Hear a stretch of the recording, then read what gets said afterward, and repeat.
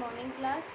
आप सभी आपकी हिंदी प्रांजल जो आपकी व्याकरण की पुस्तक है उसका अध्याय 6 निकाल लीजिए। लिंग। लिंग का अर्थ होता है इंग्लिश में जेंडर। हमने जेंडर इंग्लिश की ग्रामर बुक में रीड किया था, ठीक है। उसी को ही हम हिंदी में क्या पढ़ते हैं, लिंग। ठीक, पढ़िए और समझिए। सभी संज्ञा शब्द। संज्ञा शब्द हमने संज्ञा वाले पाठ में पढ़ा था। संज्ञा क्या होती है? किसी भी व्यक्ति या प्राणी, एक ही बात है, किसी भी व्यक्ति, वस्तु, स्थान या भाव के नाम को हम संज्ञा कहते हैं, ठीक है। तो संज्ञा शब्द क्या हो गए? इन सभी के नाम। और सिंपल अगर मैं आपको परिभाषा बताऊं तो संज्ञा क्या होते हैं? किसी भी चीज़ का नाम, ठीक है, तो वो संज्ञा होगा। तो संज्ञा शब्द क्या हुए? प्राणी, वस्तु, स्थान या भाव का नाम। सभी संज्ञा शब्द स्त्री या पुरुष जाति के होते हैं, ठीक है। हिंदी में जितने भी संज्ञा शब्द हैं वो स्त्री या पुरुष जाति के होते हैं, लेकिन हमने इंग्लिश में कितने रीड किए थे? इंग्लिश में हमने 4 टाइप की जेंडर रीड की थी। फेमिनिन जेंडर, आपका masculine gender, common gender and neuter gender, है ना। लेकिन हिंदी में आपकी ओनली 2 ही जेंडर या लिंग होती हैं, स्त्री और पुरुष, ठीक है। जितने भी संज्ञा शब्द है वो 2 ही जेंडर में हम डिवाइड करते हैं। इंग्लिश में 4 और हिंदी में 2। पिताजी अखबार पढ़ रहे हैं। दूसरा वाक्य देखिए, मुर्गी दाना चुग रही है। अगला वाक्य देखिए, लड़का गाना गा रहा है। बिल्ली दूध पी रही है। अब इन वाक्यों में आपने क्या नोट किया? ये जो हाइलाइटेड वर्ड्स हैं, ऊपर लिखे वाक्यों में रंगीन छपे शब्दों से पता चलता है, क्या पता चलता है? कि पिताजी, लड़का, पुरुष जाति के शब्द हैं। इसमें ये जो पिताजी है और लड़का है, ये क्या है? पुरुष जाति के शब्द है। मतलब हम ये पुरुषों के लिए यूज़ करते हैं ना। पिताजी, आप अपनी मम्मी को तो पिताजी नहीं कहेंगे, या अपनी सिस्टर को तो आप लड़का नहीं कहेंगे। जो मेल होते हैं, जो आदमी होते हैं, उन्हीं के लिए आप पिताजी और लड़का जैसे शब्द का प्रयोग करते हैं। तो ये किसकी जाति के हो गए? पुरुष जाति के शब्द। और मुर्गी व बिल्ली स्त्री जाति के हैं। ऐसे ही मुर्गी दाना चुग रही है। अब इसको ऐसे तो नहीं बोलेंगे मुर्गी दाना चुग रहा है, क्योंकि मुर्गी हमें पता है फीमेल है। तो दाना चुग रही है, तो मुर्गी क्या है? स्त्री जाति का शब्द है। ऐसे ही बिल्ली भी क्या है? स्त्री जाति का शब्द है। हम इसको ऐसे तो नहीं लिखेंगे वाक्य को, बिल्ली दूध पी रहा है, बिल्ली स्त्री जाति की है, तभी हम इसको क्या लिखते हैं? बिल्ली दूध पी रही है।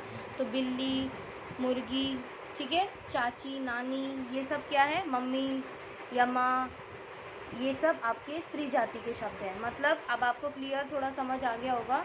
जितने भी शब्द, संज्ञा शब्द हम पुरुषों के लिए यूज़ करते हैं वो तो आपके होते हैं पुल्लिंग, और जितने भी संज्ञा शब्द हम स्त्रियों के लिए यूज़ करते हैं उन्हें स्त्रीलिंग कहते हैं। आगे हम उनको जो लिंग भेद होंगे आगे उसमें पढ़ेंगे। अब इन वाक्यों को ध्यान से पढ़िए। घड़ी चल रही है, पंखा चल रहा है, आम खट्टा है, लीची मीठी है। इन वाक्यों में घड़ी, आम, पंखा और लीची किसी प्राणी के नाम नहीं हैं। अभी तक ऊपर हमने पिताजी और लड़का क्या देखा? ये किसी प्राणी के नाम थे। मुर्गी और बिल्ली भी क्या है? एक जानवर है, तो जीवित वस्तु है। लेकिन ये तो जीवित वस्तुएं नहीं है। घड़ी, आम, पंखा और लीची। घड़ी और लीची शब्द स्त्री जाति के व आम और पंखा पुरुष जाति के हैं। बेशक ये जिंदा चीज़ें नहीं हैं, लेकिन इनको भी हम स्त्री जाति या पुरुष जाति में बांटते हैं, ठीक है। इंग्लिश में हम 4 तरह की जेंडर पढ़ते हैं और हिंदी में 2। तो यहाँ पर हमें वाक्य को पढ़ने से पता चल जाएगा कि जो संज्ञा शब्द है वो कौन सी जाति का है। जैसे घड़ी चल रही है, ये बिल्कुल करेक्ट सेंटेंस है। अगर हम इसको ऐसे बनाते घड़ी चल रहा है, तो ये पढ़ने में ही हमें गलत लग रहा है। तो घड़ी चल रही है मतलब रही है, लड़कियों के लिए यूज़ होता है, तो यहाँ पर घड़ी क्या हुआ? स्त्री जाति का। ऐसे ही आपका लीची मीठी है। अब लीची मीठा है तो नहीं होता, तो लीची भी क्या हुआ? आपका स्त्री जाति का शब्द हुआ। वाक्य को पढ़कर ही हम क्लासीफाई कर सकते हैं इजीली। ऐसे ही पंखा चल रही है तो नहीं होता, ना ही आम खट्टी है होता है। पंखा चलता है और आम खट्टा होता है। तो पंखा और आम जो है क्या हो गया? आपका पुरुष जाति के शब्द। डिफरेंस समझ आ गया? ऐसे शब्दों की पहचान उनके साथ लगे क्रिया व विशेषण शब्दों द्वारा होती है, ठीक है।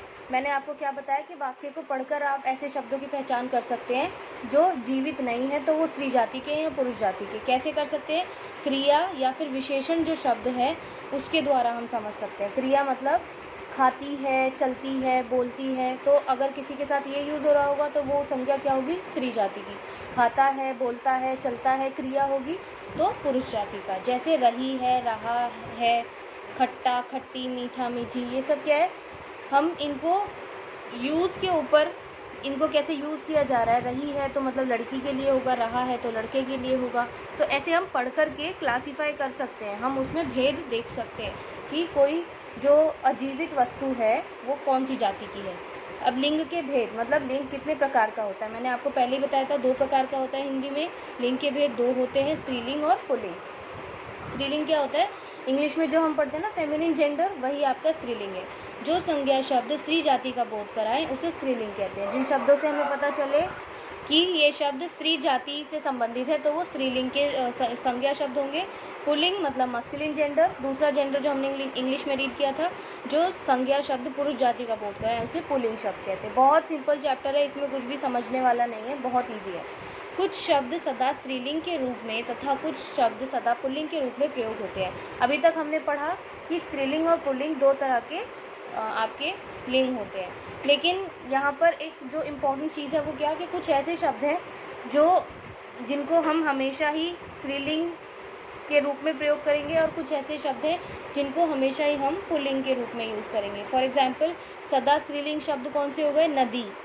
नदी क्या है, स्त्रीलिंग शब्द होगा, नदी को हम पुल्लिंग में नहीं रख सकते। जैसे नदी बहती है, ठीक है, तो नदी क्या है, बहती है से हमें पता चल रहा है क्रिया से कि फीमेल या फिर फेमिनिन जेंडर है, यानी स्त्रीलिंग है, तो नदी सदा स्त्रीलिंग शब्द रहेगा। ऐसे ही तितली, गर्मी, हिंदी, पंजाबी, यमुना, दिल्ली, पहाड़ी, कुर्सी, कोयल आदि, ये सब ऐसे शब्द, आदि मतलब ऐसे और भी शब्द हैं, इतने ही नहीं है और भी हैं जो हमेशा स्त्रीलिंग के शब्द रहते हैं। ऐसे ही पुल्लिंग में विद्यांचल, भारत, केला, सोना, लोहा, हीरा। अब हीरा चमकता है, हीरा चमकती है तो नहीं होता, तो कुछ ये शब्द हैं जो सदा पुल्लिंग शब्द रहते हैं, इनको हम बदल नहीं सकते।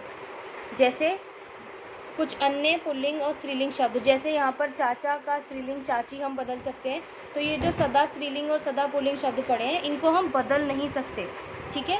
नदी का स्त्रीलिंग नदी है, उसका पुल्लिंग नहीं होगा। विंध्याचल पुल्लिंग है, उसका स्त्रीलिंग नहीं होगा। तो हम ये ऐसे शब्द हैं कुछ जिनको बदल नहीं सकते, बाकी को बदल सकते हैं, ठीक है। जैसे चाचा का चाची, नाना का नानी, ये आपके PT 1 में आपने पढ़े थे। ऐसे ही धोबी पुरुष जाति का बोध कराता है, धोबिन स्त्री जाति का, नाई, नाइन, सुनार, सुनारिन, लोहार, लुहारिन।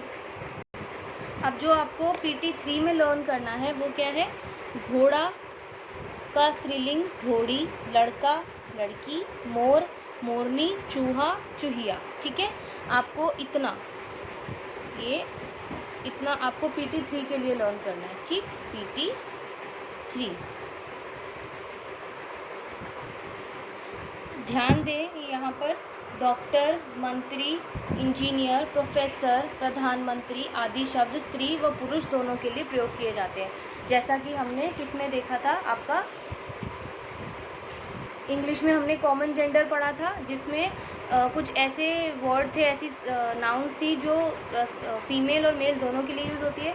तो ऐसे ही हिंदी में भी कुछ ऐसे शब्द हैं, संज्ञा शब्द, जो स्त्री पुरुष दोनों के लिए प्रयोग होते हैं। लेकिन यहाँ पर एक चीज़ जो हिंदी की ग्रामर और इंग्लिश की ग्रामर को अलग करती है वो क्या है, इंग्लिश में उन चारों जेंडर को अलग करके पढ़ाया गया है और हिंदी में हम केवल 2 ही जेंडर पढ़ते हैं और इनको हम एक्सेप्शन में रखते हैं। जैसे डॉक्टर, मंत्री, इंजीनियर लड़की भी होती है लड़का भी होता है, प्रोफेसर लड़की भी होती है लड़का भी होता है। तो ये कुछ ऐसे शब्द हैं जिनको हम दोनों जेंडर में रख सकते हैं, लेकिन इसको हम ऐसे कोई नाम नहीं देते, ठीक है। और ऐसे ही कुछ शब्द ऐसे हैं जो हमेशा स्त्रीलिंग रहते हैं, कुछ ऐसे हैं जो हमेशा पुल्लिंग रहते हैं, ठीक है। बाकी सारे शब्द आपको पता है, पुल्लिंग टू स्त्रीलिंग कैसे बदलते हैं, स्त्रीलिंग टू पुल्लिंग कैसे बदलते हैं। हमने इस अध्याय में क्या सीखा, संज्ञा के जिस रूप से पुरुष जाति व स्त्री जाति के होने का पता चले उसे लिंग कहते हैं। लिंग की परिभाषा है ये कि संज्ञा का वो शब्द जिससे हमें पता चले कि ये स्त्री या पुरुष का बोध करा रहे हैं उनकी जाति का, तो वो लिंग कहलाता है। लिंग के 2 भेद होते हैं, ठीक है, पुल्लिंग और स्त्रीलिंग। आप 2 ही भेद ध्यान रखिए, इंग्लिश को इसमें मिक्स मत करिएगा, हिंदी में 2 ही भेद होते हैं। पुरुष जाति का बोध कराने वाले शब्द पुल्लिंग कहलाते हैं और स्त्री जाति का बोध कराने वाले शब्द स्त्रीलिंग कहलाते हैं।